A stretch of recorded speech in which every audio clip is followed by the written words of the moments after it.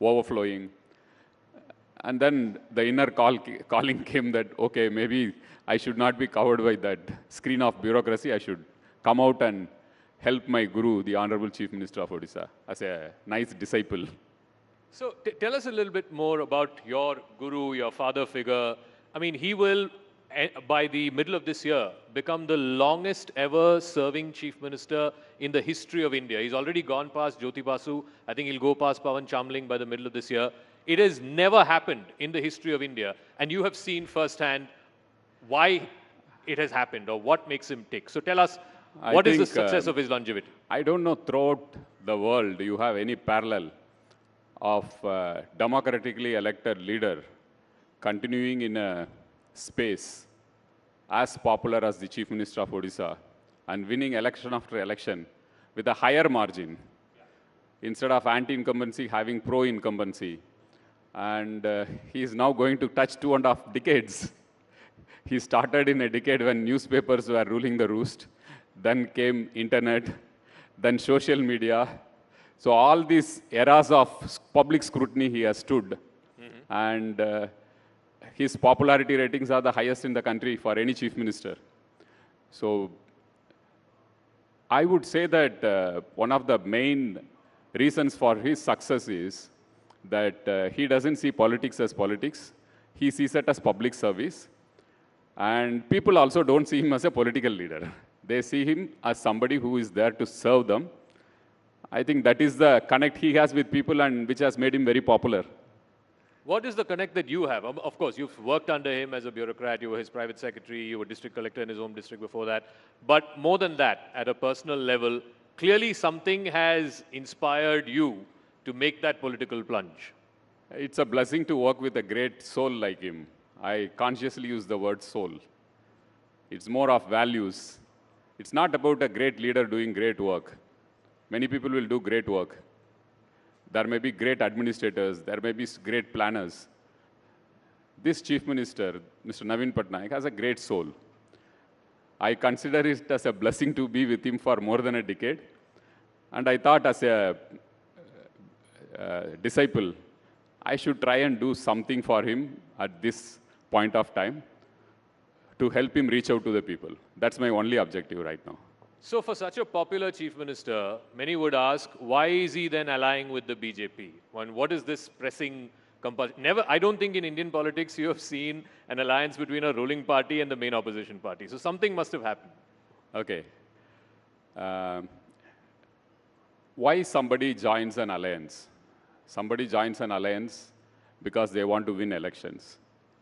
Somebody joins an alliance because they want to have an impact in the electoral math. Here is a chief minister who is so popular in the state, and he gets 3/4 majority every time, Mr. Naveen Patnaik. The recently concluded Panchayat elections, he won symbol election. It's based on party symbol. He won 90% of the seats. And the second party was 5% seats, BJP. So Mr. Naveen Patnaik doesn't need an alliance to come back to serve the people. He doesn't need an alliance. You're saying BJP needs an alliance? No, I would say the same thing about Mr. Narendra Modi, the Honorable Prime Minister of India. Whatever surveys you are showing, whatever others are showing, that he is going to become the Prime Minister of the country. Mr. Naveen Patnaik is going to the Chief Minister of the state, undoubtedly, and Mr. Narendra Modi is going to be the Prime Minister. How I put it is beyond, there are some things beyond politics. It is a mark of great statesmanship. That's how I put it. That two great leaders wanting to come together for a greater cause. It has significance as two great people coming together as a mark of statesmanship. It has nothing to do with politics. That's how I see it. That's how I put it. And even the chief minister thinks that way. So you said in the... It has no electoral value either for BJP or for BJD. No, earlier in the first part of the answer, you said, why do parties align with each other? They want to win elections. They want to change the electoral map.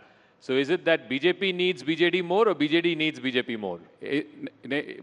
BJP doesn't need, BJD doesn't need BJP to form government in the state, and BJP may not need BJD to form government in the center. That's why I made it very clear that it is to do with two individuals who share a great friendship amongst each other, and they see some things are beyond politics, and that is where you see a rare mark of statesmanship.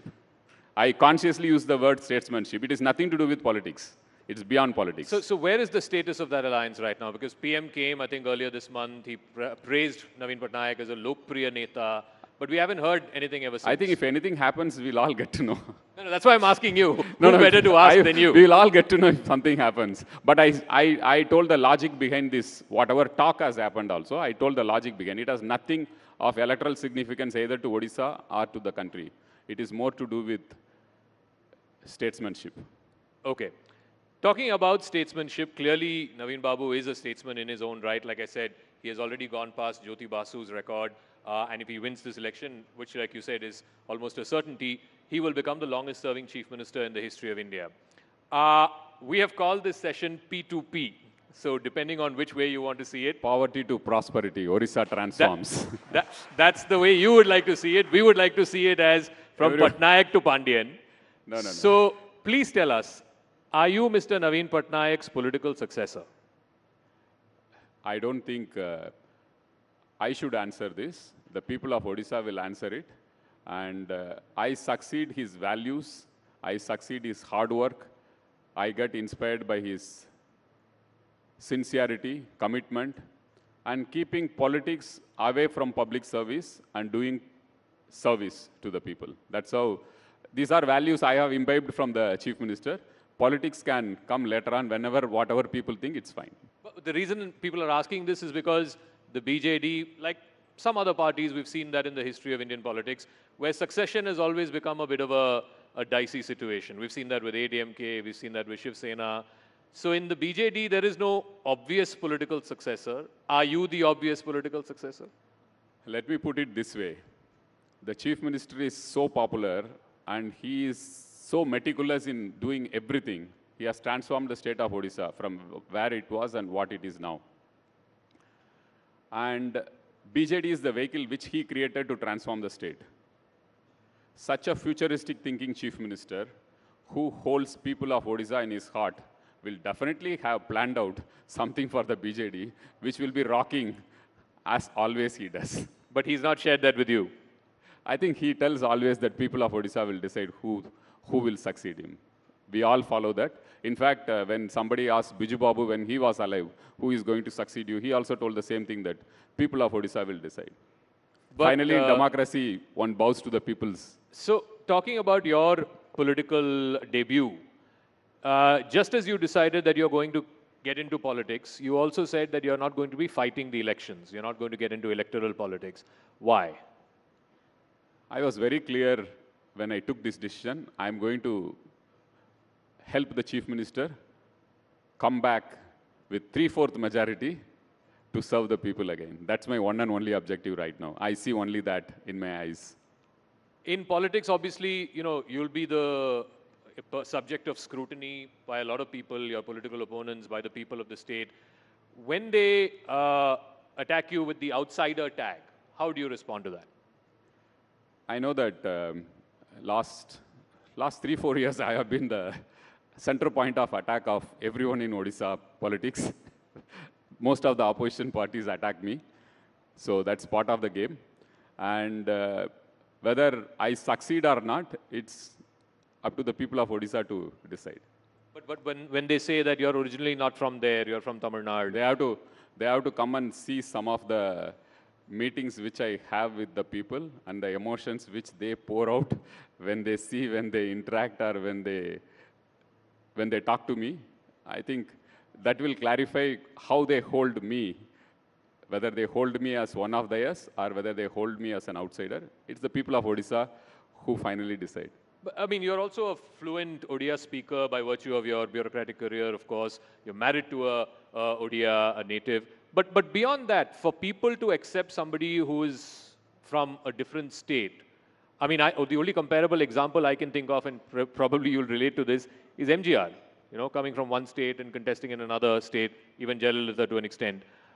What is it about our people in India, in different states, that they wholeheartedly give love to even someone who may not be originally from their place, but are considered one of their own? People are very smart and intelligent. If Naveen Patnaik has succeeded so many years in Odisha, it's because people see his clear heart. He has heart in the right place. And they know that this guy wants to change Odisha, transform Odisha, and he is spending every minute of his time for Odisha and its people and its growth. So when people are so intelligent and smart, they will judge what is what and who is who. And that's how I think the connect which I have with people is the same. The connect that you have with the people is the same, because people believe that you are wanting to do this as a service and not, but that's what all politicians say. So time will tell that, whether I have meant what I say or whether I have some other hidden agenda, time will say, but I leave it to the people to judge whether I stand by the service mind which I got from the Chief Minister. So you did say that Odisha has transformed, no doubt in the last 20, 25 years, it has transformed as a state. And I want to deal with both ends of it. At the welfare end, at the lower end, obviously there are various programs that Naveen Babu has launched, from Kalia to the BSKY program, the Mission Shakti. Now, over the last year or so, there has been this whole thing in politics, this whole narrative and counter-narrative, that many of these things are freebies or reveries. How would you respond to that? There are some things which one should call it as responsibilities of a welfare state. Health, education, taking care of food security of the vulnerable people. All these one should, even United States does, take care of health, take care of education. You have public schools, you have public hospitals. What the Chief Minister has done is, why there should be a quality difference between a public school and a private school. He invested in public schools, transformed the public schools, like private schools are better than private schools. I'll be happy to share that we have about 8,600 high schools in the state. We have transformed all the 8,620 high schools in the state. We don't have blackboards in these schools. We have smart boards like these, digital boards in these schools. And we have science labs, class science labs, modern laboratories, libraries, e-libraries at high school level. So he wanted to empower the people of Odisha to make them dream big for their children, because 70 to 80% of the children will always be dependent on public schools. So he transformed the public schools and made it as good or better than private schools. He also transformed the hospitals, public hospitals, government hospitals, as good as or better than private hospitals. So this is where he spends money. So health, education, food security, these are things which any government should do for its population, and people are happy about it. And if you want to take the state to the next level, 70% of the population who are dependent on public institutions should have the best access to public institutions. When you do that, you actually empower the people and make them dream big. That's when a state will go forward. I also want to ask you about the Sri Mandir Parikrama project, which is the Temple Heritage Corridor project, the restoration of the Puri Jagannath Temple, as well as other temples. You were telling us a short while back, there are 10,000 temples that have been revived and restored in the state. How would you respond to the charge that why should a secular state be in the business of restoring or reviving temples? I think it's part of our culture. Temples temples are an integral part of your culture. It reflects your history. You draw strength from your faith you have on these temples. You get peace there. So it is but natural for a government to honor the faith of people. In a democracy, people's faith is reflected in vote. When you are voted to serve them, it's important that you honor their faith. If Muslims have faith in mosque, restore their mosque, restore their burial grounds. If Christians have faith in churches, restore their churches which are broken during cyclone. Odisha is prone for cyclone. If Hindus have faith in temples, restore their temples. If Sikhs have faith in Gurudwara, do that. And we have a huge tribal population who have faith in their tribal gods. The Chief Minister has restored almost every symbol of religious institution of the tribals as well. So it is honoring the faith of people. So you call it a secular, I call it a spiritual governance, which the Chief Minister believes in. It's a spiritual governance. It's not secular governance. You have to run the extra mile to take care that people's faith is honored. You don't think this will be a point of difference between you and the BJP because you split the alliance in 2009 after the Kandhamal riots? That is a communal issue. There is a difference between being communal and spiritual. Here the Chief Minister has protected, preserved, conserved religious institutions of all religions. That's what I meant by spiritual governance. You honor the faith of people. I also want to talk about, and of course, a lot of our viewers are well acquainted with this. Odisha has, of course, become a big hub, a big center for sports and sports promotion, particularly hockey. You've got world-class stadiums now in Rourkela, in Bhubaneswar, the Hockey World Cup. You hosted the Hockey World Cup. What explains Odisha and particularly your Chief Minister's love for sports? I believe you are also a sports Yeah, I'm also from sports candidate. hostel. I was trained to be a professional athlete. I left I was a middle distance runner and left halfway through because my father asked me whether you want to continue as a sports person and end up in railway stations as TTE after playing nationals, or you want to go a little further. That was the ecosystem which sports has. Unfortunately, fortunately, we have improved a bit on it, but still a long way to go for India to make our sportsmen into professional sports. And regarding your question about hockey and Odisha, half of the Indian team at one point of time, or 30% of the Indian team, had players from Odisha.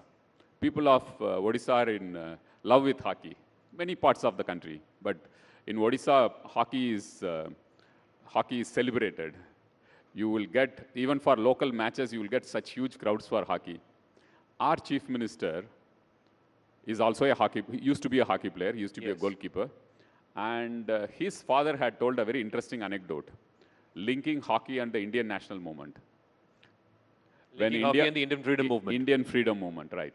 So when India was not conceived as a country, we were fighting for our independence.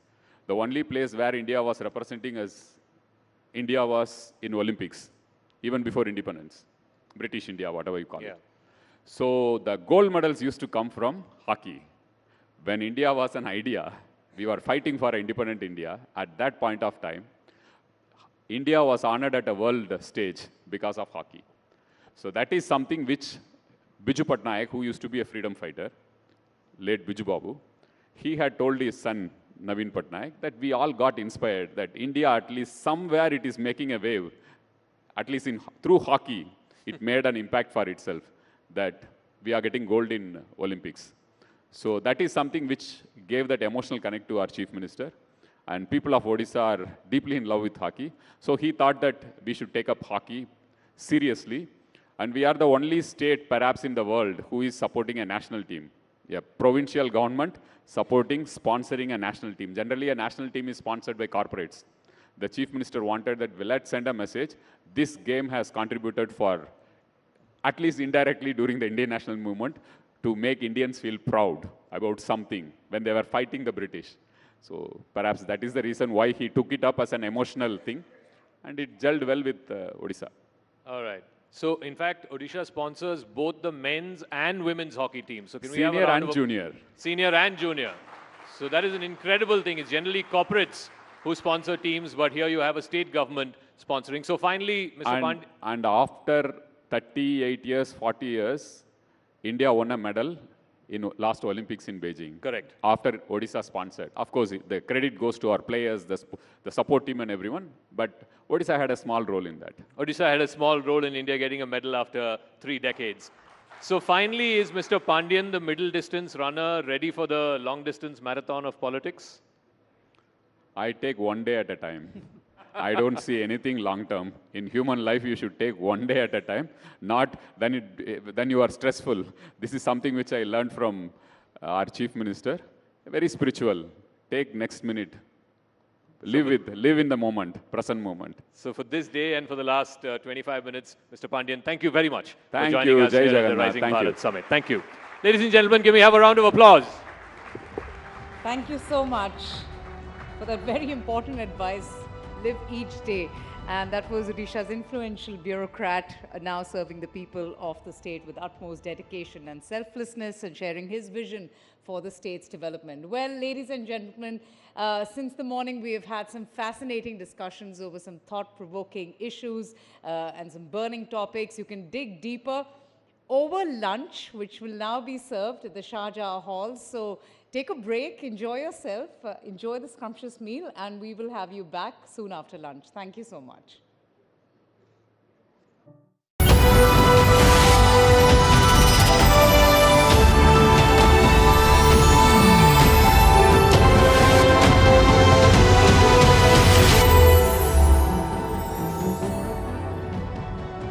Well, let's hear it from the person who has been making all this happen for India.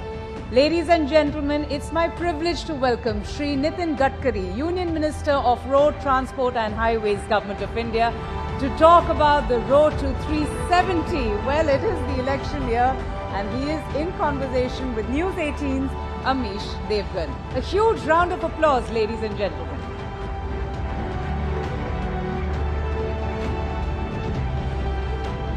Welcome, sir.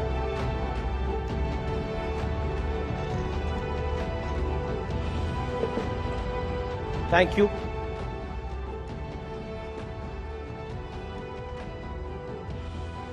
और अब उस session की शुरुआत जिसका हमें काफी देर से इंतजार था।